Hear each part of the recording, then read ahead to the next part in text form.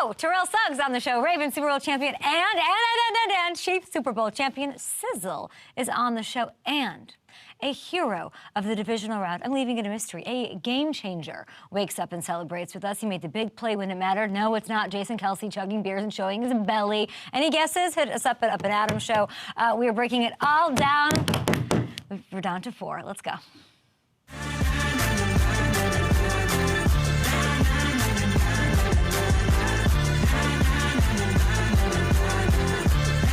Guesses on who's popping by the show. Very tough to secure a player after a big win, especially a playoff player. We're very excited. Let's see. People are here to support. Katrina, who told Katrina who's coming on the show? Why does Katrina on our YouTube chat know who's on the program? Do we tweet it? We did? Oh, we tweeted it. Okay. Well, Derek Barnes should be here shortly, guys. Derek Barnes is joining the program. Insane. First career interception. I don't believe that. That's absolutely insane after everything that happened in Dallas. And now he's here doing his thing on the big stage. Game-sealing interception. Saw it coming, knew it was happening, got coached up about it. We're going to talk and have him walk us through every little detail and everything we need to know as they're facing those Niners. I have a feeling Terrell Suggs is going to have some advice for his guy Lamar Jackson on what he should do up against a formidable squad that he's facing as well. So we got, Mahomes and Lamar in Baltimore will be so fun. His two former teams. So let's start there. Chiefs, Bills.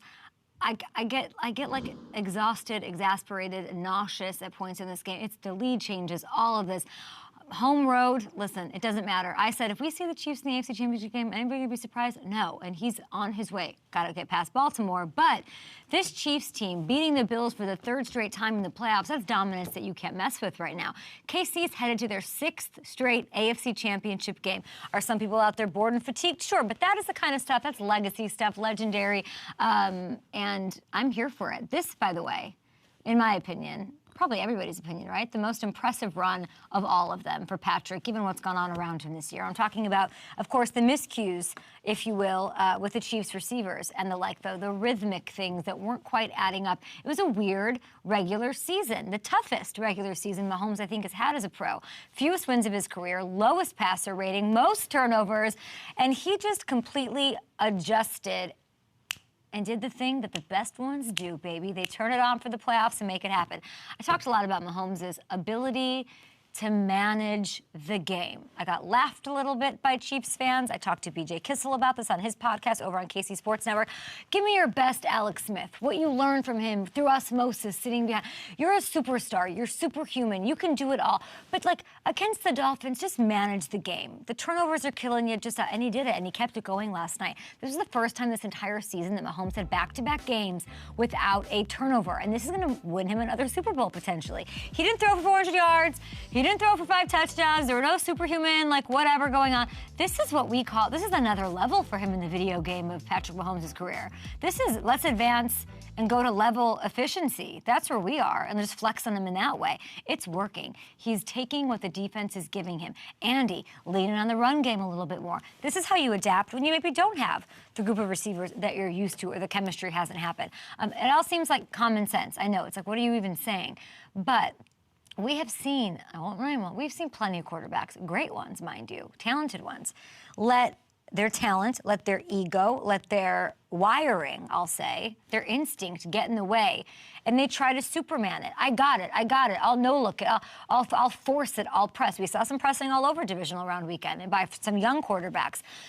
It takes a little special up here between the ears to know when to rein it in when you are as talented as Patrick is, and I give him a lot of credit. Not just to him, the run game like I'm talking about. Let's give some love to Isaiah Pacheco.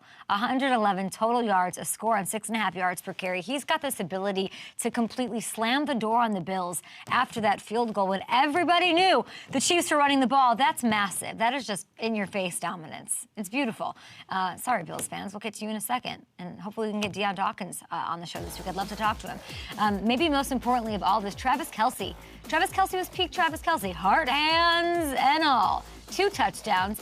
He punched in 5 all regular season. It's like a new year, a new season. He was the game's leading receiver, 75 yards. This might be the difference maker against Baltimore. Baltimore was sizing up their tight end. They want to have their star guy and Mark Andrews back, and Travis Kelce might, in fact, be the guy in B more on the AFC side. Now, on the Bills side of this, I don't know. Maybe we'll get into it a little bit more tomorrow. We're going to celebrate the winners here. Just soul crushing. I'd love to see them win it. This weekend I wanted everybody to win, but Buffalo would have been special. Let's be honest. It's their third straight divisional round exit. Third time in 4 years they've been eliminated at the hands of the Chiefs. Josh Allen, I paid attention to the press conference here. He's asked how much more this hurts with it coming at home. And I feel for him having to walk off and hold his thing and sit there with his bloody wrists answering this. Here, there, it doesn't matter.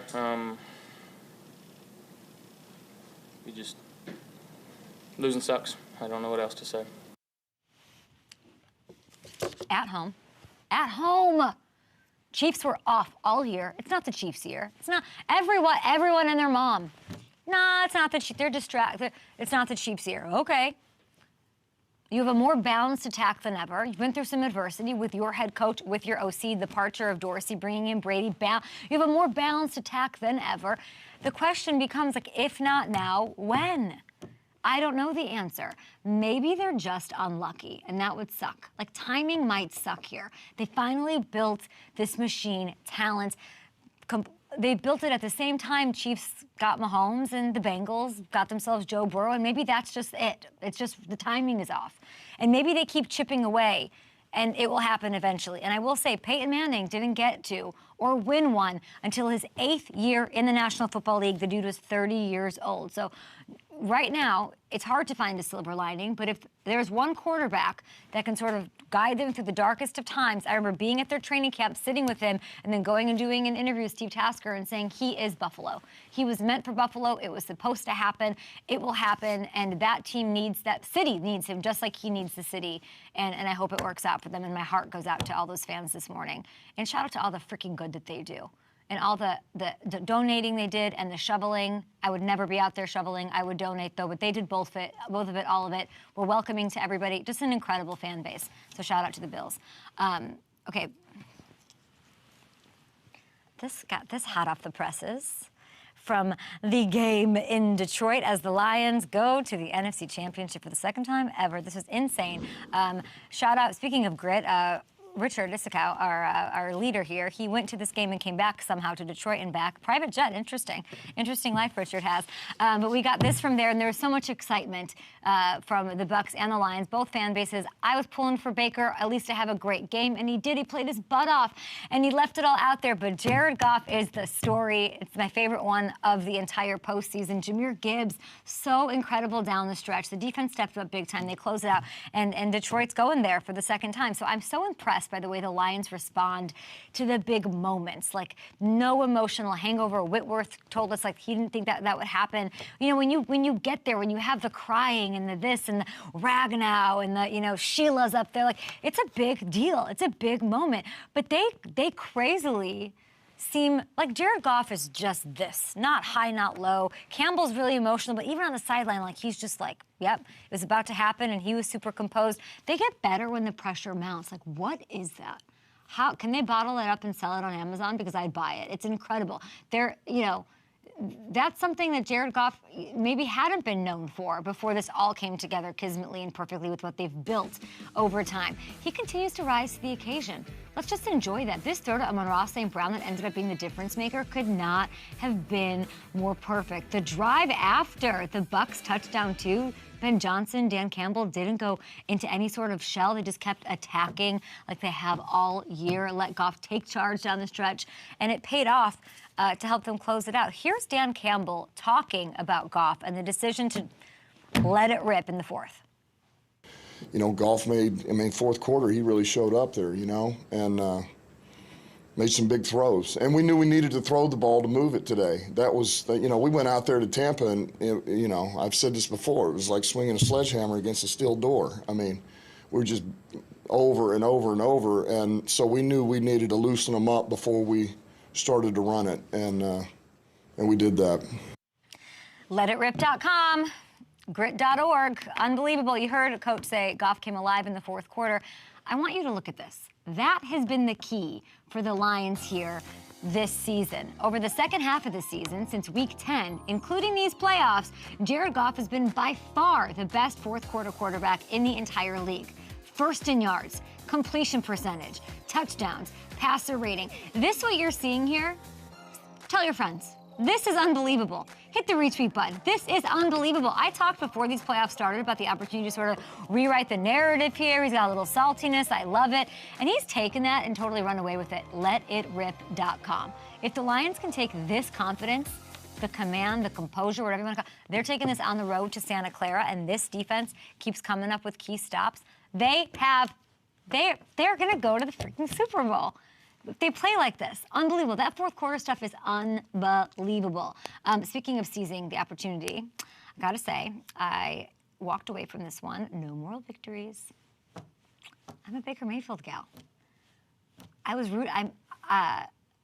I'm impressed with what I saw, okay? I don't want that to sound like condescending or like what, Baker he had 3 touchdowns. He had 349 yards. I know he had the pick at the end. Gutted. But he battled and kept willing Tampa into this from the second he was in the tunnel, and he was headbutting everybody and closing his eyes and doing whatever he was doing. And I thought, gosh, are they going to put these Lions team away? What he's done for the organization after losing Tom Brady, by the way, silence from Tom Brady, your team wins the division and then goes into battle for a trip to the NFC, and we didn't hear anything from Brady.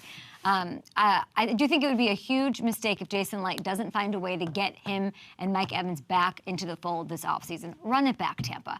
You got a chance to build something off of this and get something special going forward, and I think Baker is your guy. So at least there's that. You're sitting a lot prettier than a lot of other teams in the NFL. All right, we got our grit towel here. We've got the guy who changed the game and sealed the deal, Derek Barnes, on the show. First career interception, you have to do it like that. You have to do it under the bright lights like that, Derek. We'll be back. Oh, 12 minutes, perfection. Did you want to... Okay.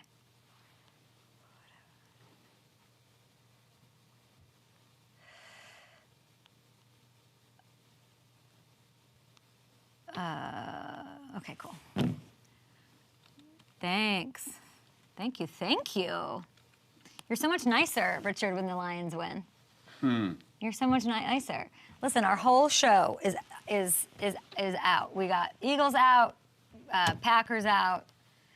Sorry, Eric. Rookie kicker. That's what I was talking. Yeah.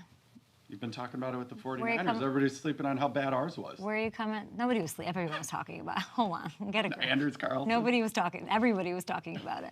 Nobody was sleeping on it. They just didn't do anything about it. Yeah, that's true. What was I going to say to you? Jordan Love, your thoughts? Love him. Yeah. Love him. It's great. I mean, the whole thing, though, is everybody's just like, oh, we went further than we thought. And I'm like, this is tough. No, you got to totally embrace disagree. The moment. No, I don't. I'm totally, you squandered. You could have freaking beat the Niners. I know. You should have beat the Niners. I totally and then disagree you get the with you. I'm not like, oh, this is like, great. You completely squandered an opportunity to take out the 1 seed. 3 goal line stands, 3 drives in a row. Start the game. 6 points. Bad day to have a bad day. Just bad day to have a bad day. Purdy in the rain. Purdy in general. I could not be more excited to have Derek. I wonder if Derek slept even a minute. He's like a 12-day-old child. Oh. When was the last time this man slept? I don't know. Maybe that's the key. Maybe that's the key. Detroit was going crazy, set the dominant. A lot of people called into work today. I had a Bills fan call into work today. Top chat. I know, we had a Bills fan not show up for work today. I get it. Too soon to talk about, oh, I'm sorry, Bills fans. But answer my question, if not now, when? If not now, when? I did not find a wild cherry Pepsi. Pat McAfee has been on Up and Adams. It says yes. If you guys have questions for Derek Barnes, you guys want to put them in the chat, we will put them down. Jordan saying, CJ gonna shut down Debo. Gibbs shall lead the Lions. How good did Gibbs look? Holy moly. I have a question. Was one of my predictions preseason about Gibbs over Bijan? What was my Gibbs? Did I not have a Gibbs prediction? Gibbs, I looked yesterday, is 900 something. Did he have, I know I had a Gibbsy something going on. Baker leans in. There's the snap. Blitz comes. Mayfield back, loads, throws. Picked up by the Lions. Intercepted by the Lions. Intercepted by the Lions. Derek Barnes. Derek Barnes. Derek Barnes. Oh, baby. 1:33 to go. Detroit radio, go crazy! The pick that sealed the deal, sending the dominant Lions to the NFC Championship for the second time in franchise history. Please welcome none other than the linebacker drafted by the new Detroit regime. No one happier this morning than Derek Barnes, I assume. Not at all. Derek, when's the last time you slept? You had this game yesterday. I can't imagine. You also, I believe, had like a very fresh baby. Yes, he was actually a handful last night after the game. I kind of, I had to enjoy it in the locker room because I know when I got home I was going to be on dad duty. It's weird because, like, when I sleep in the room, obviously we're in the playoffs and the wifey lets me go to the other room and sleep through the night during the days I have practice. But the nights I sleep in the room, it's like his worst days ever. And it's like every 30 minutes. And then I sleep in the other room, wake up the next morning, and my wife's like, oh, he slept great. He only woke up twice or one time. I'm like, must be nice. Well, Derek, it's this don't sleep. Like, he feels this energy from you, I bet. How could you possibly sleep with what you're radiating in that room? Yeah, he's our good luck charm. We haven't lost ever since he's been born, so we're praying to keep that going. Yeah, how old is he? He's literally 12 days old, right? 12, 13 years Yes, he was. Yep, January 9th. Mm-hmm. Wow, your life is 2024 is going pretty well for you. Congratulations. Thank you. Derek, talk me through your first career interception. Oh, it was crazy. It kind of just goes back to what we've been planning all week. I remember just that play just in my mind, AG's voice, and my linebacker coach Shep was like, we have to pack the seams. Baker Mayfield wants to throw the ball down the seams. And I was like, I was super tired. I'm rushing and I'm like 2-minute drill. I'm like, I got to push this last series. We got to get off the field. And I just I'm dropped with urgency, and I just seen him bending behind me. I'm like, okay, pack the seams. Just keep going through my head. And then I turned around and I seen the ball, and it was all like slow motion to me. It was the weirdest thing ever. It reminds me when I caught my first pick in college. Like, it's all slow motion. You don't know what to do. Thank God we call it Miller time, where if we're up and you get a fumble or interception, you go down. So thank God I did, because I could not get up and run. I was so filled with excitement. It's amazing, man. Detroit deserved that one for sure. What's the lesson in that? Like, it's crazy. Like, I imagine when that's happening, you're like, I can't believe that just happened. I couldn't, like, everybody, I remember somebody asked me yesterday, and it was just like, everything was just a blur to me. It's like, I'm running and I get to the end zone and I'm holding my arms out and everybody's slapping on my head, my chest. And I'm like, and I just laid down, like, what just happened? Like, what is this? And it's crazy. It's, if people on the outside understood what we went through as a team to get where we are, man, it's very exciting for us. And, we're beyond blessed, and it's just the opportunity that comes, and the fact that we can continue to, do that week in and week out. It's just amazing. Derek, what are some of the things that you went through? I came in with Dan, his first class, struggled a little bit, 3-13 and 1 was crazy. Been through that, we started off slow last year, 1-6, end up, finishing 9-8, which was good. We just knew, I knew what Dan and Brad and all of them had, when they drafted us, wanted to get a group of guys who all had the same mindset, and that was, wanting to win and show grit. And that's what we came up with that name. And just the group of guys we added to our team. It's been just a journey, and, the outsiders and a lot of people didn't believe in us. And we knew inside our building, our organization, that, we knew we were about, and we knew our identity was, and we just kept the ball rolling. And it's amazing to come in week in and week out and seeing the guys work and strive to be better each and every week. As you sit here now, 2024, and you think back to 2020, now you're a dad, now you made this big play. You were, like you're saying, like the new way with Brad Holmes, his first draft class. As a GM there. And this is, your toughness there. And then there's all the Detroit toughness that came before that. When you look back at that phone call on draft night, what was sort of the impression that Brad and Dan Campbell left about the direction of the franchise? Do you remember what they told you? I was so excited, and it was just so I can't really remember what they said, but I can tell you one thing, just the tone in their voices, how they talk to me, they made me believe how a huge part I could be for this team, this organization. Believed in me when I was, I struggled my rookie year coming in, and those guys kept believing in me. And I just knew, like, this is a group of guys I want to be around. This is a coaching staff I would lay it all out on the line for. Dan, Brad is amazing, AG, Shep, all those guys in the facility, my peers, my players, teammates. It's amazing, and they all had picked me up. And like I said, I struggled coming in, and I'm like Coach said, I'm a late bloomer, but and I knew that about myself. But I knew once I got the ball rolling that I could open some eyes, and the fact that they stuck with me and believed in me for these past 3 years has been amazing. So I can't thank them enough. And I knew once I got that phone call what it was going to be, and they all understood my process and never stopped believing in me. So all glory to them for sure. There's so much emotion on your face as we look at this play from last night when you hit the sidelines and you're like, everything's a blur, all of that. There are some people saying some things after the Dallas game. And you said, quote, next time I'm going to make that play. So right. What does this feel like? I was really, really frustrated with myself. Those are plays that I make, plays I've made my whole life. And I think it was honestly just one of those things where God was showing me and trying to teach me how I'm going to react to the situation. Because even after that play, I continued, that's where my growth comes from. Back in the day, I used to make plays like that and get down on myself, and my whole game just goes down to the dumps. But, I've learned one thing, and, true believe in faith. I knew God was testing me at that moment.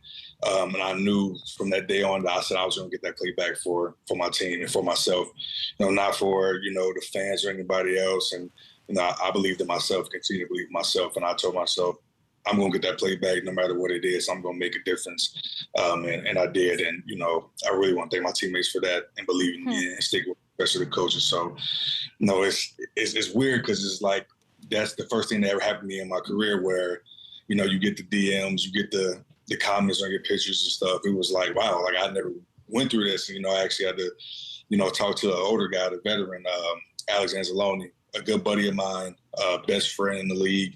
He was like, man, that's how the game goes, man. Yeah. So you got that noise out. And I tried for so long. And I did. But it was all on my mind up to this week. I'm going to make something that makes me feel proud about myself. And not nobody else. I'm doing it for myself, for sure. My teammates and this organization. It's impossible to not root for. It's amazing. And you're mentioning your teammates. And you and Aiden Hutchinson, I saw in the postgame with Kaylee. And he could not have been more, like proud of you, happy for you after that pick. He was, like, beaming ear to ear. He was at the locker room telling reporters about the moment, how it made him feel. What's your relationship like with him? And what makes this defense so special? Oh, man. Aiden is a guy, he reminds me of a guy I played with in college. Always willing to work, always willing to get better, wants to do everything right. I look over to him in the game during the game days, Sundays, he's over there studying, make sure he has all his Q's and keys ready to go. He wants to give it his all. You're talking about a Michigan native, a guy that's seen the highs and lows of Detroit Lions. And this is his state, his city. And the fact that, this means so much to him is amazing just to see the look on his face. That's what we do the sport for, man, for the city, for people, who root for you and people who believe in you since day one. Yeah. Aiden is a great guy, and, he deserves all of this. And he's also a great player, man. And I'm glad that I can play beside him, behind him, next to him. It's awesome, man, and he deserves this as long as our team, for sure. I'm a little worried about, like, the game plan with celebrating, because I don't like that you couldn't really celebrate in the locker room because you had to go home and do Can we get, like, I'll come in and be a babysitter, I'll help mom. I just feel like for this next round, if y'all go and do what you're supposed to do against the Niners, we got to figure out, we got to figure out a little something extra, huh? Yeah, we got to game plan that. The thing that's gonna kill me is the 5-hour plane ride back. Yeah. So I gotta get off the plane and go straight to duty. It's funny because people was like, oh, we're gonna celebrate D. Barnes. Of course. Like, man, I'm a husband and a dad first. I'm gonna go do that. my wife, I mean, you brought Trey to the game. Yes. What a rider. Yes. Like, you brought your 12-day-old first career interception, Trey's first game, and now he is the good luck charm, so he better be traveling and making arrangements to be there. Are we right? Yeah, they're talking. Okay. My wife is with him. She's very protective, as you know, germs and all that, and it's a long ride. So whatever they decide to do, she decided to do, I'm going to ride with it. But sounds like Sheila needs to offer up the jet for our little good luck charm, Trey. Sheila, that's what I've been saying. Was Sheila down there? Was Sheila down there just having a drink, a martini, a beer? Was she down there? Was she down there at all or no? No.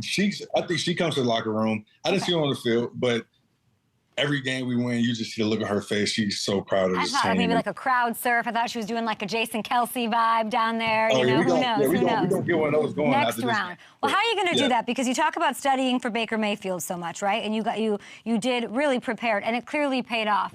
So give me the thing. What's the thing as you approach San Francisco that you're watching that you know already you're going to watch the most tape of? We just have to be very detail sound. They have everything from a good running game, good passing game. A lot of guys to eliminate. Christian McCaffrey is great. All the receiving cores, Debo, Samuel. They got a lot of weapons over there. And, we played a lot of good players, a lot of good teams. So obviously it's going to be a challenge. It's the playoffs. It's a great team. We just have to bring our best ball and prepare well for these guys. Obviously you have to treat it like every other game and prepare the same, but have a little more urgency to you. Like I said, this is a great team we're going against. We literally talked about this day one of, how can we get better in order to be able to compete with guys like Philly, guys like San Fran and Baltimore, teams like that who's playing at a high level. I don't know what the game plan is right now, but I know that AG is going to dial some stuff up and get us going and put us in the right position to make plays and give us a chance to win this game. Super excited for this moment. I know we're super excited, but like I tell everybody, we're a type of team that goes in and we get the win and we focus on next week come that Monday. So we're super excited. Got to get back to the drawing board and into the film and we can't wait to get to San Fran. Did you watch the Niners-Packers game? I did. What was your takeaway other than you better hope that it's raining on game day? Right. No. That was an amazing game. Green Bay has really come alive. Obviously, they're one of our rivals, so call it. But no, I'm super proud of them guys over there. I know a few guys over there. Love was playing outstanding. Wide receivers were playing outstanding. Running backs were playing outstanding. Defense. So kudos to them. They put up a really good challenge with them. Like I said, San Fran, they held on. They have a good defense over there, good offense. So you expect explosive players. So, that's, like I said, that's something we have to eliminate going into this game. But, that was an amazing game to watch. I think that both teams, deserve to win. But obviously, you got to come out with one. But, no, we're excited. And Green Bay definitely did their thing. And obviously, San Fran, do what they do and finish games out. So, Jared Goff ready for this? 2021, you came in with him. I'm sure, he's evolved into quite a quarterback, quite a weapon. Yeah, he was born ready for this. Like and when I first got to the league, and I'm kind of starstruck because I'm like, these guys I used to watch coming out of high school and coming out of college and to be able to play with Goff, man, he's a great leader, a great guy. He blocks out the noise. He believes in himself, believes in his teammates. He picks people up when they're down. He's definitely a quarterback I would want to run the ball for or catch the ball for. Derek, he's in his bag right now. He's in his bag right now. I'm telling you, in his duffel. He in his go-yard bag. He's in his go-yard bag. Go-yard. Well, he's going to need it up against that defense. Listen, last one for you. Breaking news this morning. I don't even know if you've heard this yet. Brock Wright's injured, of course, and your team, Mr. Holmes, just added not sleeping as well. He's got a little baby too. It's the entire roster, and he signed All-Pro tight end, Super Bowl champion, by the way, Zach Ertz. Now you faced him. Yeah, so Zach Ertz might get some time here. You faced him once during your rookie year when he was with Arizona. I know I'm just springing this on you, but your reaction to your new teammate? Wow, actually, I wouldn't say super close with him, but we have the same agent, and I see his face pop up everywhere on my agent's profile and stuff. But no, I'm super excited. Wow.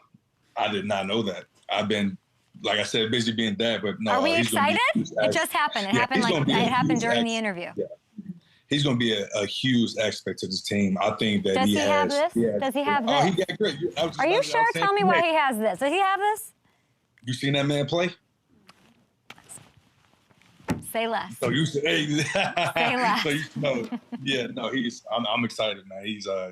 He's gonna be huge. And he got that grit. You got to hold that up one more time for me. Woohoo! We gotta get you one of these. We gotta get. Yeah, I gotta get. This is literally why little Trey isn't sleeping, because this is the energy you bring into the house. I figured it all out.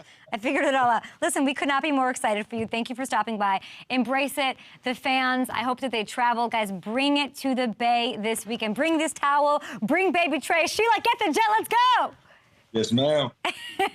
We appreciate you, Derek. Enjoy. Take a nap. Get some sleep, big guy. We will talk to you down the stretch. We're, of course, rooting for you. Sizzle is on the show. Terrell Suggs is on the program. We're going to talk. We have like a list of all the guests.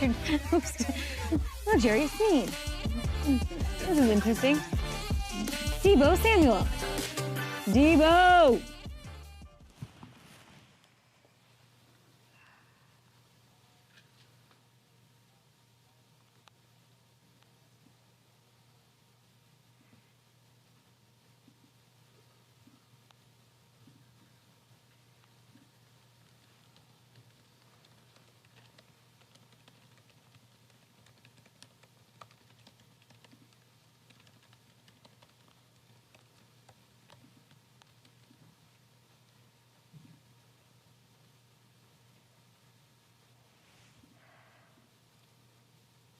What did you say? This is short? Okay.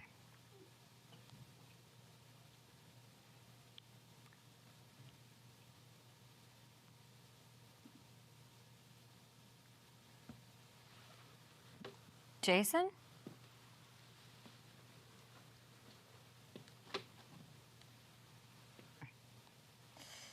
I feel like wow, do you have anything? I don't have any much to say about it, I feel like. Even if what? Tell me.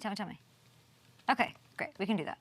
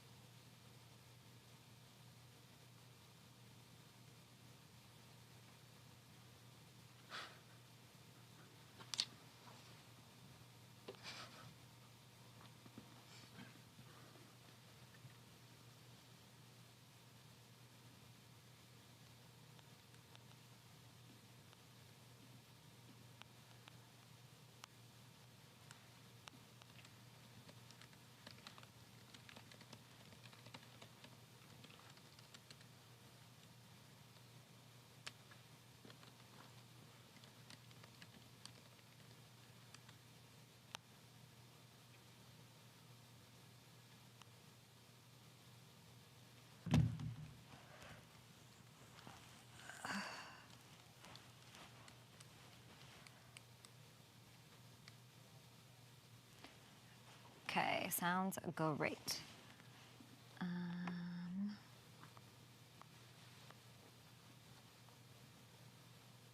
Kay reminds me of Rose Byrne. Who is Rose Byrne? Who's Rose Byrne? No idea. Let's look. She was in Neighbors, I think. Rose Byrne. Oh. Yep. She's in Bridesmaids, right? She's the mean girl in Bridesmaids. I like that. Okay, I'm into that. You know what I get on my timeline all day is that some show on Netflix with some British actress. Ooh, welcome back to Up and Adams Post Throwdown Round. That's Jason Kelsey saying, Terrell Suggs is coming on the Up and Adams show. Kylie Kelsey with the, hanging in the background where I would be because it's warm there and I'm not a psychopath. Like all those amazing fans out there doing their thing yesterday. Okay, I want to take some time, guys, as we get into this. And Terrell Suggs is on the way, but we saw a classic on Saturday night. And we got to look at this from a Niners perspective. My first text to Hamilton was, I like that it was ugly. I like that it wasn't a breeze, that it wasn't a walk in the park for them. We did not see their A game. We did not see a blowout win, and this is good. Let me explain. Kyle Shanahan, guys, and this stat was flying. It was everywhere. He's 0-30 when trailing going into the fourth quarter. That has been looming, and there's this stupid Brock Purdy can't play from behind narrative that's out there. So, and so is the idea, by the way, they can't make things happen on offense without Deebo Samuel. So overcoming all of those waves, those hills, those mountain ranges of adversity on Saturday night in the bright lights and the bad weather is a big deal. And something that I think the team sort of needed and in their path on the way to a Super Bowl. You don't want to go into the NFC title game or a Super Bowl against Lamar or Mahomes with as much of that looming over your head. It wasn't a great. I think the Lions have confidence going into this game, so there's that too. Like it was not good, and it was not good for Brock Purdy. He didn't play a great game. He wasn't good. He wasn't great. Okay, I think the reason for it.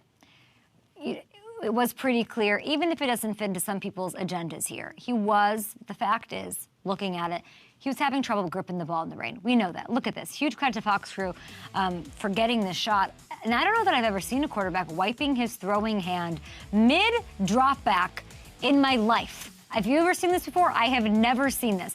We scoff, I scoff. I'm a big, hand size, schman size. I hate the hand size stuff.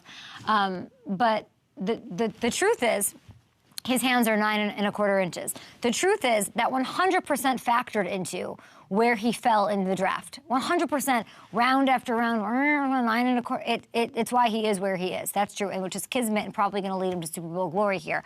And the truth is that hand size does probably factor into having a tougher time in these types of conditions. So there you go, cool people out there who want to take their swings. All those things are true, great.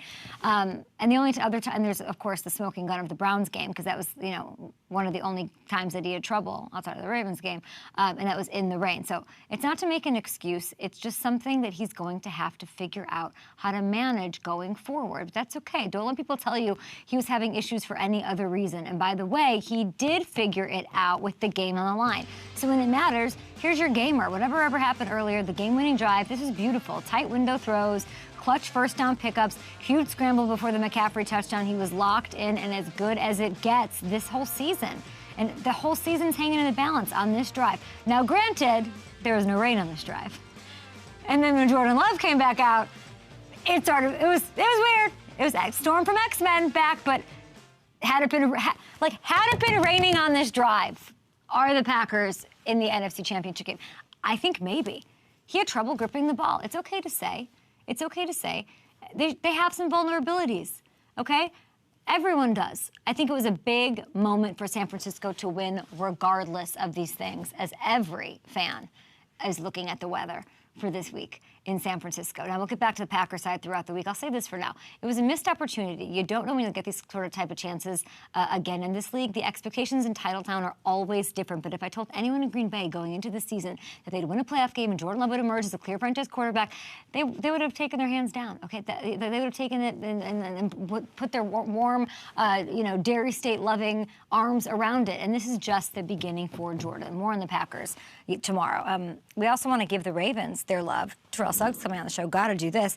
The win over the Texans, dominant as it should be. Sarah Ellison told you guys it better be a blowout. It better be that kind of a situation. Lamar, MVP, spectacular. We're all talking about Brady, Manning, Josh Allen versus Mahomes. He's top of the hill. He's looking down at all of those quarterbacks, in my opinion, this year. 152, 2 scores through the air, another 100 on the ground. And what jumped out to me on this squad was the play of the defense with the Ravens. It's why we wanted Sizzle on the show, and you're going to get him. The other side of the ball is what's going to give Lamar the best shot at capturing a ring this year. They delivered. Roquan and company. They took away the run game, erased it. They made Stroud look as uncomfortable as I've seen him look this year. Shut out the explosive Texans offense in the second half. And if it wasn't for 2 shaky punts, they would have had a great chance to shut them out of the entire game as well. So this is an absolute beatdown. It was without even picking up a sack after leading the league with 60 of them during the regular season. So it was a shutdown defensive performance at its finest. And if Lamar plays like this, what's the weakness in there? Patrick Mahomes sat there after the game, by the way, not looking that excited that he just won and gets to advance. But he stood there. Was he with Tracy, I believe? I don't know who he was with. But he said, was it Tracy? And he said, it's going to be, you know, going down to Baltimore. There's no flaws in that team. That's the first thing he said. There's not much you can say about them. Ultimate test. It was Tracy. Okay. As for the Texans, you can't look at this season, guys. It's anything but a great success. Sometimes a loss like this can, you know, really underscore for a front office, the coaching staff, where you need to get better going forward. And the three-headed monster of C.J. Stroud, D'Amico Ryans, and Nick Caserio, they're in good hands. And this is just the beginning. What they pulled in the drafts in Detroit, they're going to do the same thing. It's going to be amazing to see how they continue to build on this team. All right, we got Sizzle on the show after this. We're not done yet, guys. Sizzle's on the program, and we're going to talk a little about the Ravens. We're going to talk a little about the Niners, so do not go anywhere. We'll be right back.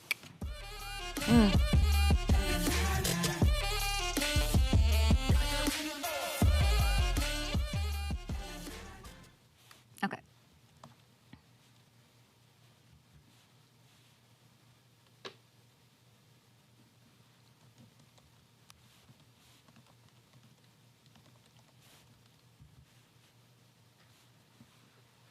What? I love that. This is on a show with the Riz.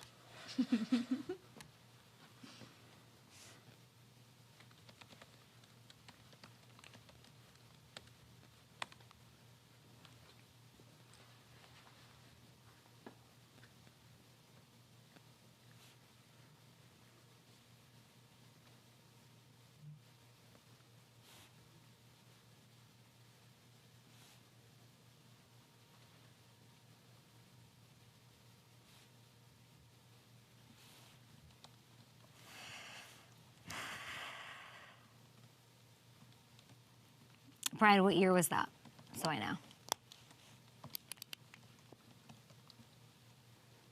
Brian. Thank you.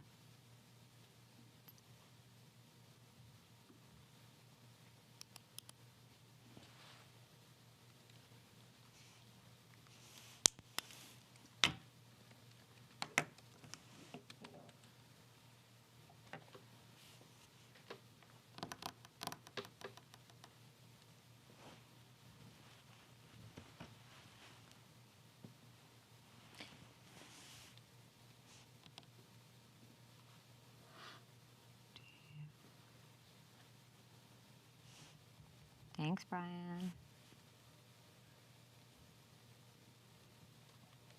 Okay. Okay, guys. Suck needs to be at the bank watching. I mean, who did they have last year as their legend? Jacoby Jones, I believe?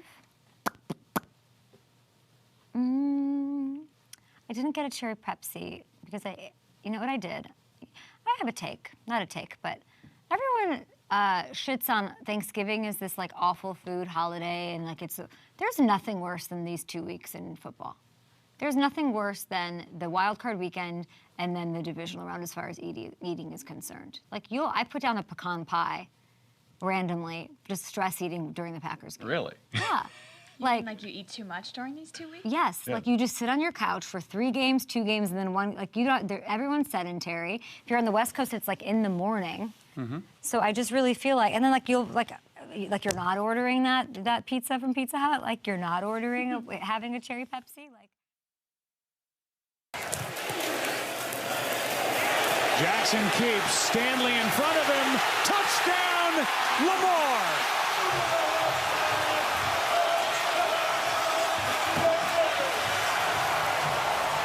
I have the perfect person, an absolute legend to talk to you about this game, about the other game. 7-time Pro Bowler, 2011 NFL Defensive Player of the Year, not 1 but 2-time Super Bowl champion. Terrell Suggs, how are you, Sis? How you doing? How y'all doing? I'm great. It's good to see you. How you feeling about this win? I'm feeling pretty good about the win. Boys look really good. Defense played solid. If it wasn't for the punt return, they probably wouldn't have scored a touchdown. So it was a good Baltimore-style win. Good, yeah. It's very defensively dominant win. What was your big takeaway from watching that happen? Because it was sort of incredible to see it happen. 0 touchdowns, never allowed a single snap in the red zone. What stood out to you about this defense shutting it down? What stood out is, the fast start they got out to. They had kind of they've kind of had 2 weeks off, you know, if you count the bye week and if you count the, you know, the last week of the season where 90% of, you know, the starters didn't play. But they started really fast. You know, that's kind of a jinx with having the bye. But they started fast and they hit and they dominated. So, is it giving you 2012 vibes? No, it's giving me, you know, 2024 vibes. You know what I mean? I think they're writing their own story, try to say, and I think that's a good thing. You know what I mean? They're keeping on with the tradition, but you know, they're more of a, how do I say, they're doing it collectively. You know what I mean? Special teams, offense, defense alike. We're speaking of vibes. What is this vibe? I want there was a dominant win, very like similar to the Ravens style. Can you describe this to me? Can you tell me what you think of this? I don't know what Harv's is doing. I don't know what coach is doing, but it's a good feeling, and you know they want to feel like that again. And that's just, you know, momentum is pivotal. You know, it's crucial in you know, in the playoffs in January football. And if you got your head coach, you know what I mean, with that kind of energy, you're gonna love it. You gotta love that, and you want to feel like that again. Have you seen that before? Did he have that in him on your run? Nah, he didn't. He did. You know, it was our first run, and you know, we were all on kind of pins and needles. We knew it was a job that needed to be done. So it was more business. Yeah. I love that didn't even crack a smile on you. I'm like dying laughing at him running around. You're like, Harbs, I don't know what you're doing. Let's talk about Roquan Smith. Huge part of why this defense has played so well. Led the team in tackles. Here's him in the locker room after the game.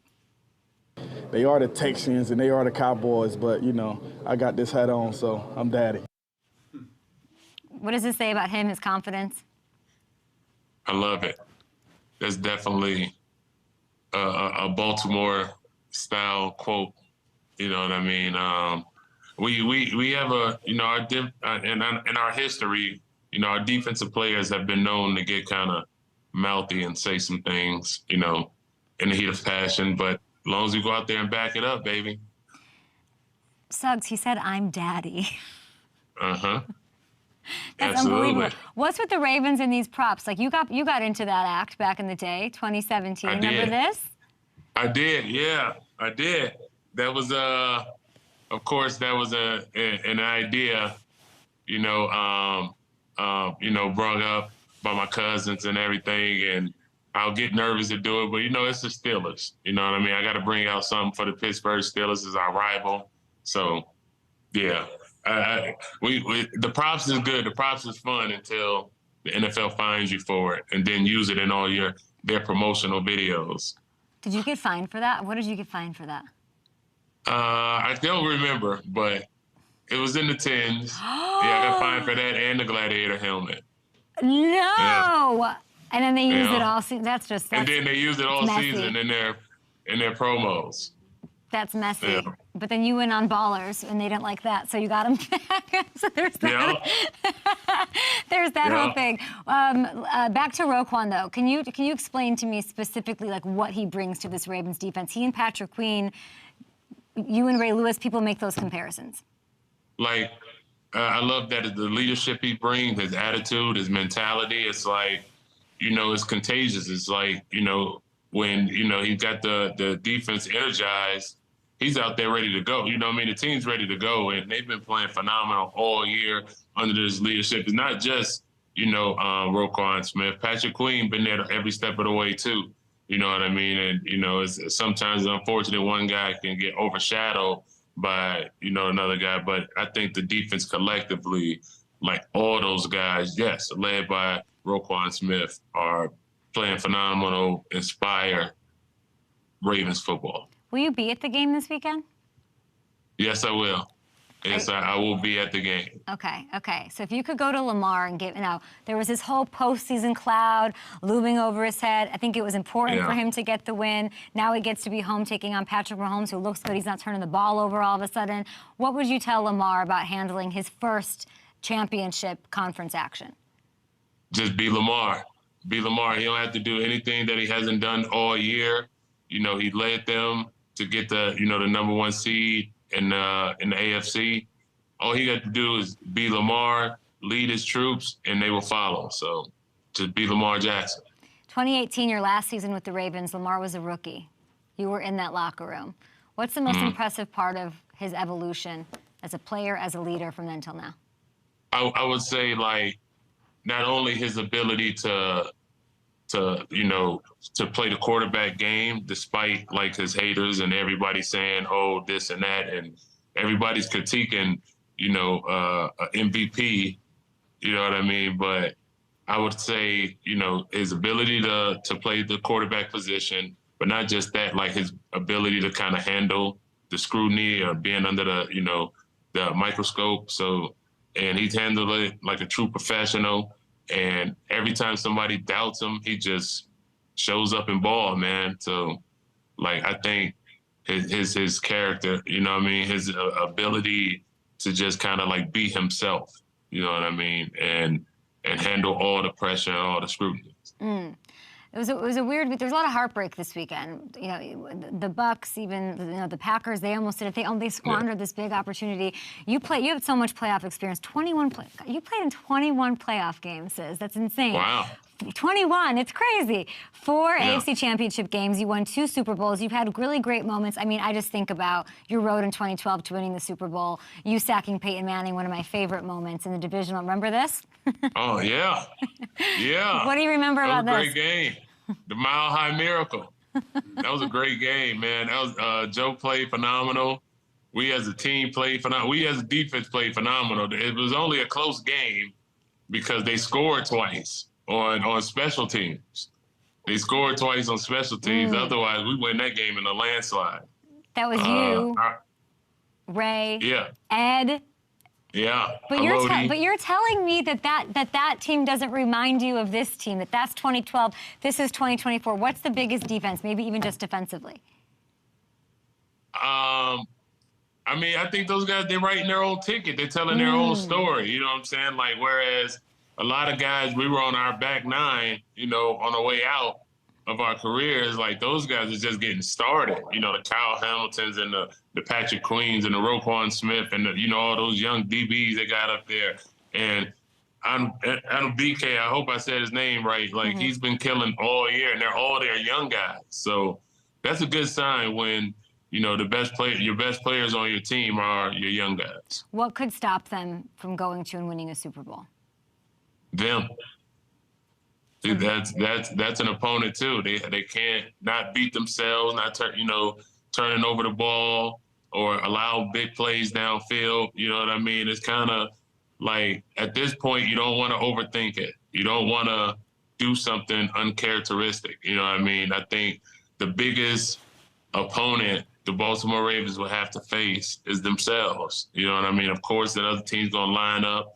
They're gonna play hard, but when you have the championship game on your home field, that's a big advantage. You know what I'm saying? And you've been top dog all year. You've been the best team all year, hands down. All you got to do is go and be yourself. Don't beat yourself. Don't beat yourself. And as they host a team you also went on a little Super Bowl run with. Yes. The Chiefs. This is the T-Sizzle Super Bowl. These two teams squaring off. So you have Mahomes, you have Lamar. It's always about, you got 2 top defenses, 2 let's not sleep on 95 and what Snead's doing, what McDuffie's doing. Like, what does this game come down to in your eyes? I think it's going to come down to whoever has the ball last. Like, it's going to come down, because both of these quarterbacks are capable of making plays, and both of these defenses are capable of making plays, though. But I think with the advantage, with the game being in Baltimore, you know what I'm saying, and and Kansas City has been, it's hard to be good for that long. I read something like this is Patrick Mahomes' 6th straight AFC Championship game. Like, that's on LeBron level. You know what I mean? If you think about that, only person go to the conference finals more than Patrick Mahomes and LeBron James. So it's gonna be a great game, man. But I think it ultimately comes down to which defense can make a stop when the other team has, the ball last. You played with Mahomes. Yeah. How do you defend LeBron? How would you defend How do you him? defend him? Keep him on the sideline. Keep him on the sideline. Have your offense sustaining drives. The longer, the Ravens have the balls, the longer Patrick Mahomes is on the sideline. So, you don't want to get that guy too many opportunities. You don't want to give him too many opportunities to break your heart. We've seen Buffalo seen like he can break your heart in 13 seconds. So, yeah, keep him on the sideline. Because at the end of the day, Patrick Mahomes is going to be Patrick Mahomes. And then I look at, and I'm all of a sudden Kelsey's Kelsey again. Yeah. They're back to playing good football. The receivers, they've been on the receivers all year, and now they're catching. I mean, it's a good time to get hot. It's a good time to get hot. So we in for a fight. We in for a fight. I mean, it's going to be good to see us at 3 o'clock. On Sunday after school, man. You'll be there. You got to get everybody revved up, of course. I don't know what you're doing at the game. I don't know if you're like one of the legends. I don't know if you're going to be on the... Are you going to be on the field? I don't think so. I think I'm just trying to like sneak in the back door because, I'm going to be a little nervous like I'm playing, you know what I'm saying? But no, Suggs. If unfortunate, it doesn't go my way, and Ravens Nation shall fall. It's not a bad team to lose to. Okay, that's a good take. It could be worse. Here's what we need, though. Listen, NFL can't touch you now. You're a retired man. They can't find your ass. Like, nothing can happen. Right. Where's that? Is that Bane mask somewhere in a closet back there? I see a pool table. It's somewhere. Listen, you need to be in Baltimore. You need that mask on. We got to, we got to run that back, I think. I know you don't want to compare the two, but juice it up a little bit. I've been getting some requests on X, you know what I mean? Or, so okay. We'll see. Maybe. We'll see. We have to see. Suggs and the Bane mask, guys. Who wins the game? We have 10 seconds left. Who wins the game? Baltimore wins. They win by the same score. I give them 24-21 Ravens. Suggs, you're the best. Good luck. Have fun in Baltimore, Bane. Thank you. See ya. Bye.